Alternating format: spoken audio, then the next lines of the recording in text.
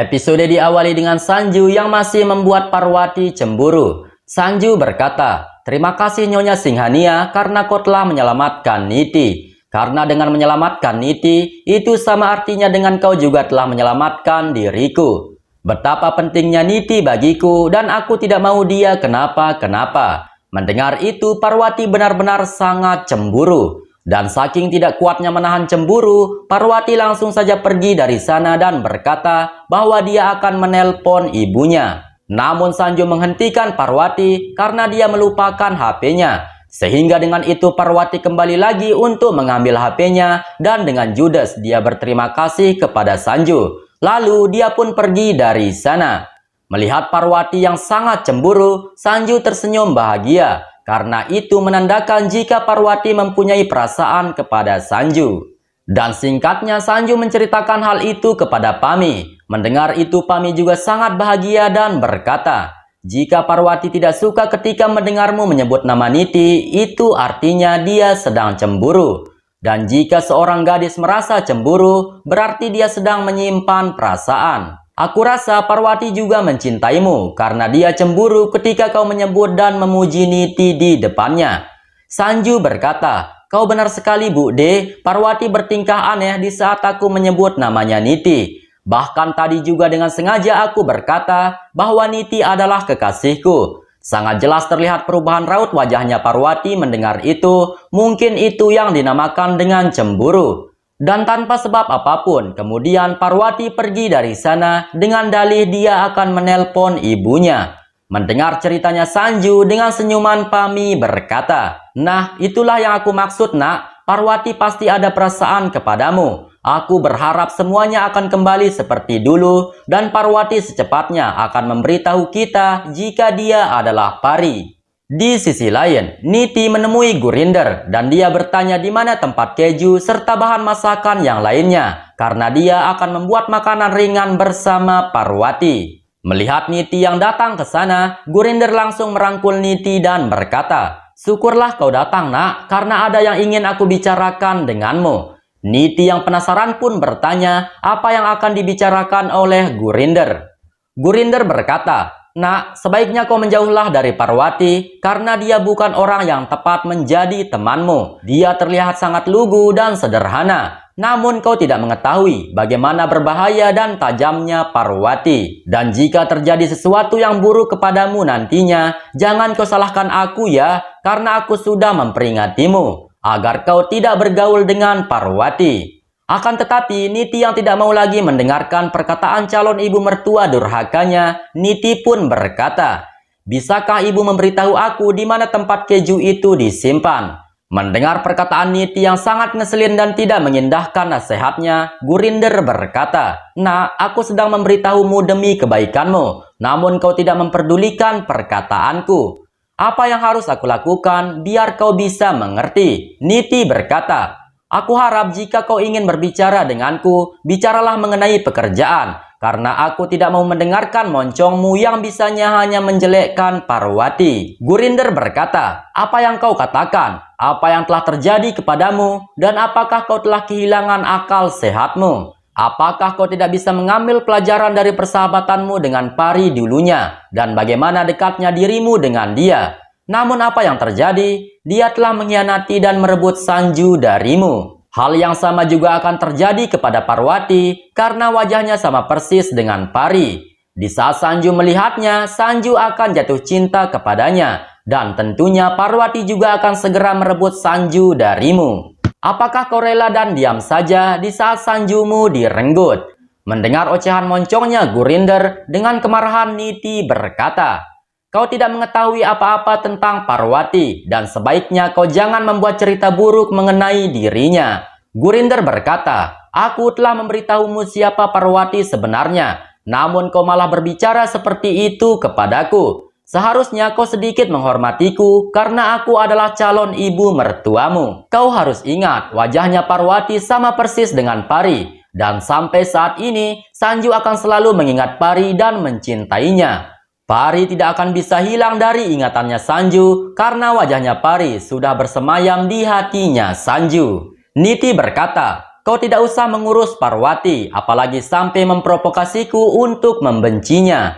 Gurinder berkata, aku tidak pernah memprovokasimu untuk melawan Parwati, namun aku mengatakan yang sebenarnya. Malah sebaliknya, Parwatilah yang telah memprovokasimu sehingga tiba-tiba saja kau melawanku seperti ini. Niti berkata, aku tidak punya waktu untuk mendengarkan omongan tak bergunamu itu. Asal kau tahu, dia bukanlah pari, namun dia Parwati Singhania. Dia sangatlah baik kepadaku, bahkan dia rela membahayakan nyawanya sendiri demi menyelamatkan aku dari kebakaran kemarin. Nah, sementara dirimu dan bebek laknat itu, di mana kalian di saat aku membutuhkan pertolonganmu? Kau dan bebek sedikit pun tidak peduli dengan keadaanku. Hanya Parwati yang peduli denganku, dan bahkan dia juga menyatukan tanganku dengan Sanju. Jadi, aku tidak salah menilai Parwati, karena dia adalah orang baik. Aku bisa memahami siapa yang benar-benar baik kepadaku, dan siapa yang hanya berpura-pura baik, apalagi yang hanya menginginkan uangku saja. Mendengar itu, Gurinder merasa sangat kaget. Kemudian Niti berkata, sudahlah, jangan terlalu banyak bacot dan katakan kepadaku di mana tempat keju itu disimpan. Bagaikan nenek-nenek yang berusia 7 tahun sambil ngambek, Gurinder berkata, mana aku tahu? Niti berkata, kau tidak akan pernah tahu karena kau sama sekali tidak pernah mengerjakan pekerjaan rumah. Mulai sekarang kau harus bekerja juga di rumah ini, biar kau tahu di mana tempat orang menaruh barang-barang di rumah ini. Jangan sampai kau bermalas-malasan, karena setiap orang harus bekerja untuk melanjutkan hidupnya. Jangan kau bisanya hanya menghabisi uangku saja dengan membeli baju baru dan perhiasan mewah. Kemudian dengan kemarahan, Niti pergi dari sana. Namun Niti kembali lagi dan berkata, satu hal lagi yang harus kau ingat. Parwati bukanlah pari, dan jangan pernah menyamakan Parwati dengan pari. Sebaiknya kau fokus saja dengan tugasmu, karena mulai hari ini kau harus mengerjakan pekerjaan rumah. Kemudian Niti langsung pergi dari sana. Mendengar perkataan calon menantu durhakanya yang bagikan bon cabe, tidak henti-hentinya Gurinder merasa sangat kesal. Di tengah rasanya seg dan panas dada seperti itu, Gurinder pun kembali dibuat seperti orang yang sedang sembelit ketika dia tak sengaja mendengar percakapan Sanju dan Pami. Pami berkata kepada Sanju, "Nak, sekarang sudah jelas Parwati mempunyai perasaan kepadamu, dan kau juga sangat mencintainya. Jadi sudah tidak ada hambatan lagi dan aku akan segera menemui Ambika untuk membicarakan hal ini. Aku yakin Ambika juga akan setuju dan dia tidak mempermasalahkan hubunganmu dengan Parwati." Namun seketika itu Pami pun langsung terdiam ketika dia melihat Gurinder berada di sana. Melihat itu Sanju berkata kepada Pami, "Bude tidak usah takut membicarakan hal ini karena ibu sudah mengetahui semuanya. Bahkan ibu juga merasa senang jika aku menikah dengan Parwati." Mendengar itu, Pami dengan senyuman berkata, "Aku tidak menyangka Gurinder juga akan setuju dengan hal ini. Aku kira tadinya dia akan menentang hubunganmu dengan Parwati." Sanju berkata, "Aku telah memberitahu ibu jika aku akan menikahi Parwati. Dan ibu juga sudah siap untuk melakukan persiapan pernikahan ini." Mendengar itu, entah bagaimana kesalnya Gurinder. Seharusnya di usianya yang bau tanah seperti itu, Gurinder bisa duduk santai menerima gaji pensiun. Namun kini dia malah semakin dibuat keliengan oleh calon menantu dan putranya sendiri. Namun apa mau dikata, dengan terpaksa dan penuh dengan derita, wajah ngeselinnya Gurinder pun harus tersenyum kepada Sanju. Lalu kemudian Gurinder langsung pergi dari sana. Akan tetapi tidak sampai di situ kesialan yang dialami oleh Gurinder. Di saat dia berjalan menuju ke kamarnya, dengan apesnya Gurinder malah tak sengaja menemui Parwati. Tentu saja Gurinder yang sudah tidak bisa dijelaskan lagi bagaimana keadaannya saat ini, dia pun dengan kemarahan menatap Parwati. Lalu dia langsung pergi dari sana.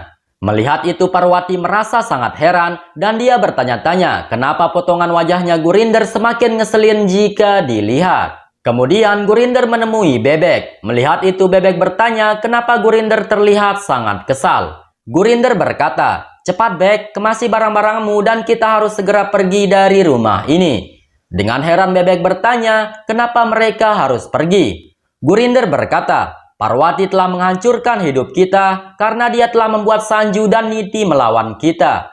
Sudah tidak ada lagi tempat kita di rumah ini. Secepatnya aku akan membeli tiket dan sebaiknya kita tinggal saja di desa. Persahabatan Niti dengan Parwati sudah melewati batas dan Niti mempercayai Parwati secara membabi buta. Dia tidak tahu kalau Parwati itu sama halnya dengan pari yang akan mengkhianatinya. Mendengar itu, Bebek hanya menyimak. Dengan wajah yang semakin kesal, Gurinder lanjut berkata, "Aku heran mantra apa yang telah dibisikkan Parwati kepada Niti sehingga sedikit pun Niti tidak mau mendengarkan perkataanku. Kau juga telah dengar sendiri bagaimana Sanju sudah termakan oleh perkataannya Parwati. Dan bahkan tanpa berpikir panjang, Sanju akan menikahi Parwati." Bebek berkata, "Bagaimana kalau kita kasih tahu saja Niti mengenai pernikahan ini? Tentu Niti akan membenci Parwati." Gurinder berkata, "Aku telah beberapa kali akan memberitahu Niti mengenai hal ini. Namun dia terus saja keras kepadaku dan tidak mau mendengarkan perkataanku. Bahkan saking parahnya cara Niti melawan kita berdua, aku sampai tidak kuat ingin mengatakan ini kepadamu." Bebek berkata, "Jangan lanjutkan perkataanmu, Gurinder, karena aku sudah tahu semuanya. Pasti Niti telah menganggap kita sebagai beban dan tidak berguna di rumah ini. Begitu kan?" Gurinder berkata, "Kau benar sekali, Bek. Niti benar-benar telah menganggap kita sangat rendah. Dan bahkan dengan kejamnya, dia akan menjadikan kita pembantu di rumah ini. Dan kita harus melakukan pekerjaan rumah di setiap harinya.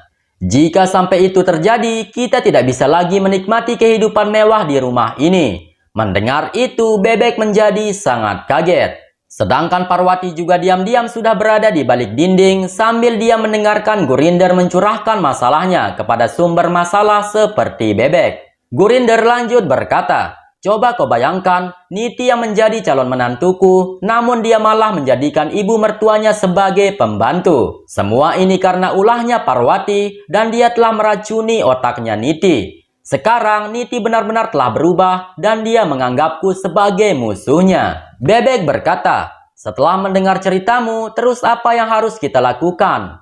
Gurinder berkata, "Sekarang giliranmu yang mencoba menasihati Niti, mungkin saja dia akan mendengarkanmu." Mendengar itu dengan kaget, Bebek menolak dan berkata, Tidak, aku tidak mau melakukan itu. Kau saja tidak didengarkan, apalagi aku." Gurinder berkata, "Tidak ada salahnya untuk mencoba, dan kau harus memperingati Niti agar menjauh dari Parwati." Bebek berkata, "Parwati akan membuat kehidupan kita berdua semakin kacau karena dia telah menghasut Niti. Namun aku tidak tahu harus berbuat apa karena tidak mudah untuk memutuskan persahabatan mereka. Terlebih Niti sendiri lebih percaya 100% dengan perkataannya Parwati daripada mendengarkan moncong kita berdua."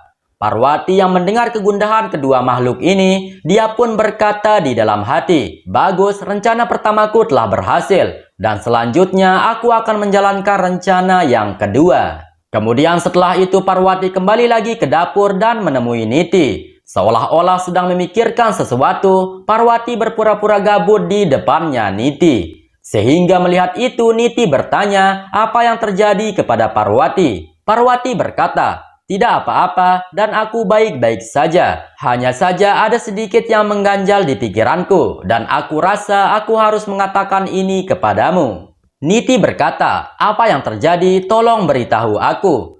Parwati berkata, "Aku sebenarnya tidak ingin melihatmu berselisih dengan Bebek dan juga Gurinder. Namun sebagai temanmu, aku juga tidak ingin menyembunyikan semua ini darimu karena ini sangatlah penting. Tadinya dengan tidak sengaja aku melihat Gurinder dan Bebek sedang berbicara dan mereka mengatakan hal yang buruk kepadamu. Setelah mereka mengetahui kita berteman, mereka terlihat sangat tidak suka dan mereka ingin memutuskan persahabatan kita. Bahkan mereka juga berkata jika Niti harus mereka kendalikan agar mereka tetap menikmati kehidupan yang mewah di rumah ini." Mendengar itu, bagaikan banteng yang kepanasan, Niti pun berkata, "Beraninya mereka mengatakan itu kepadaku, akan kuberikan mereka pelajaran." Niti akan pergi untuk menyeruduk moncongnya Bebek dan Gurinder, namun Parwati menghentikannya. Parwati berkata, "Lebih baik kau tenang dulu untuk saat ini dan jangan bereaksi yang berlebihan seperti itu. Yang terpenting kau sudah tahu bagaimana sikapnya mereka kepadamu." "Oh ya," mereka juga berkata, sebentar lagi mereka akan menemuimu dan akan membicarakan mengenai hal ini. Sebaiknya kau waspada terhadap mereka berdua dan jangan terlalu percaya dengan omongan mereka. Kita lihat saja nanti apa yang bisa mereka lakukan." Mendengar itu, dengan hati yang panas, Niti pun berusaha menuruti nasihatnya Parwati. Kemudian Parwati mengajak Niti menyiapkan teh untuk semua orang. Parwati dan Niti membawa teh tersebut ke ruang tamu dan sambil tersenyum bahagia, Niti pun menyuruh sebuah keluarga untuk menikmati teh tersebut. Namun di tengah senyumannya Niti yang kini nampak telah bertobat semenjak bergaul dengan Parwati, seketika itu wajahnya pun kembali asam setelah melihat Gurinder dan Bebek datang ke sana. Dengan senyuman manis Bebek berkata kepada Niti, "Nak, bolehkah aku meminta waktumu sebentar karena aku ingin berbicara?" Mendengar itu dengan wajah yang asam, Niti pun menurut, lalu Bebek membawa Niti pergi dari sana.